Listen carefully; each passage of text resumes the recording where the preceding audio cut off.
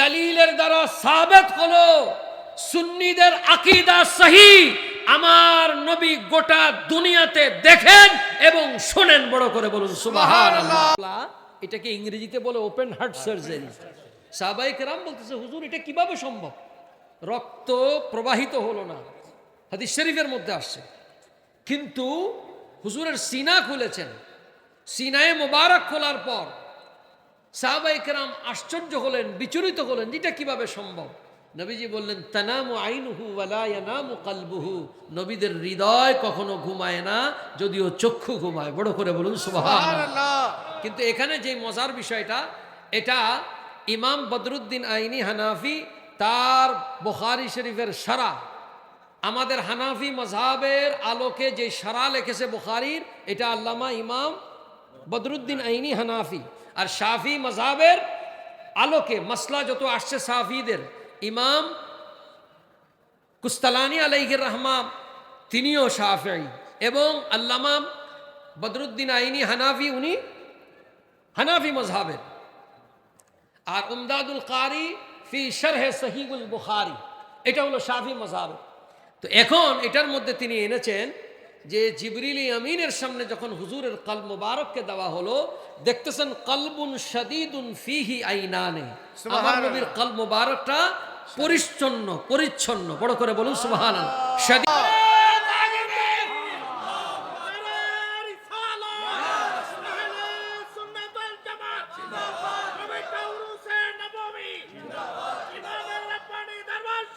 ভাইয়েরা আমার, পাশাপাশি আপনাদের খেদমতে উলামায়ে কেরাম তাকারীর পেশ করবেন। এই আকীদার মাসালাগুলো এক সময় অনেক কথা হয়েছে, কিন্তু এখনকার দিনে এই মাসলাগুলো বিত্তাফাসিল এবং বিদ্দালাইল আলোচনা করা জরুরি। জোরে বলেন ঠিক কিনা? আপনারা মাঠে ময়দানে যারা তাকারীর করেন, ইলমি হাইসিয়ত মানুষকে ইজ্জত করার চেষ্টা করবেন, তাহলে মাঠে সুন্নিয়ত হবে। কথা বলেন ঠিক কিনা হাজরিন?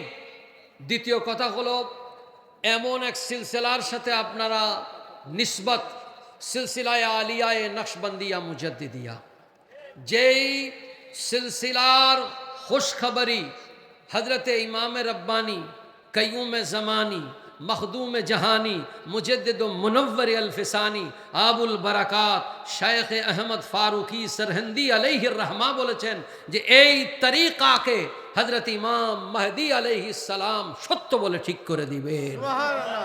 তাহলে এই তরিকার উপরে যারা থাকবে, এই তরিকার উপরে যারা সাবিত কদম থাকবে, তাদের ফয়জ ও বারাকাত দায়মান থাকবে, কারণ এটা সত্য তরিকা। কথা বলেন ঠিক কিনা ভাইরা আমার আপনাদের কাছে ফুফাজান কিবলা রহমতুল্লাহ আলাই সূরা ফাতিহার তাফসীর লিখছেন 180 পৃষ্ঠা আরবিতে। তখনকার মহলটা, ওনার জন্য পরিবেশটা এরকম ছিল না। ওই অবস্থায় যদি থাকতেন, এই অবস্থা এখন পেতেন, তাহলে কাজ হতো। উনি তো আল্লাহ তাআলার একজন মাহবুব বান্দা ছিলেন, শুধু মাহবুব বান্দা না, আলা দরজার ওলি ছিলেন। সুবহানাল্লাহ। এবং প্রিয় রাসূল সাল্লাল্লাহু আলাইহি ওয়াসাল্লাম বাতিনি কানেকশন ছিল। উনি তো বলতেন, আমি অবশ্যই জানি আল্লাহ রাসূলের কি হাল আছে।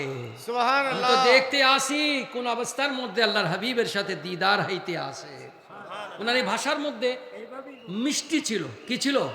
ভাষা যদিও বাঙালি না, কিন্তু ভাষার মধ্যে মধুর ছিল। এর কারণ ছিল তার হৃদয়ের মধ্যে ইশকে মুস্তাফা ছিল। আল্লাহ তাআলা সেই সিলসিলার নিসবতকে দায়েম রাখার জন্য এই মাদ্রাসাকে ইনশাল্লাহ, প্রিন্সিপাল সাহেব আছেন, ইনশাল্লাহ এটা আলেম হয়ে যাবে, হচ্ছে ইনশাল্লাহ। এটাকে আলিয়া বানাতে হবে, শুধু আর না, কিতাব পড়ার জন্য লোক বানাইতে হবে। কথা বলেন ঠিক কিনা?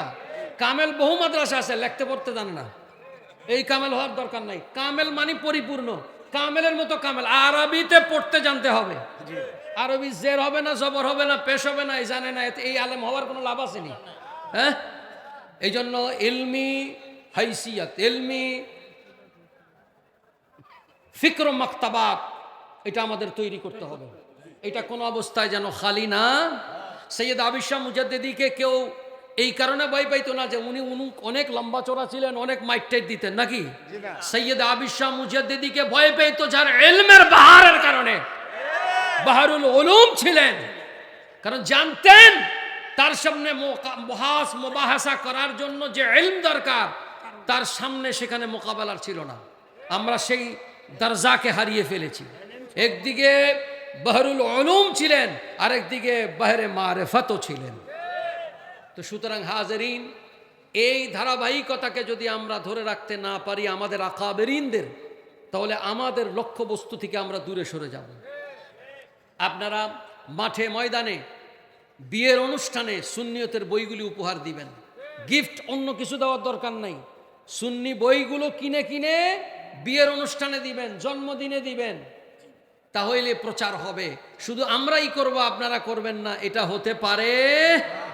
আল্লাহ রাব্বুল আলামিন আমাদের সকলকে হুজুর করিম সাল্লাল্লাহু আলাইহি ওয়াসাল্লাম নবী মিলাদুন নবী একই মাত্রা মুরাদ আল্লাহ তাআলা কবুল করুন। সকলে পড়েন আমিন।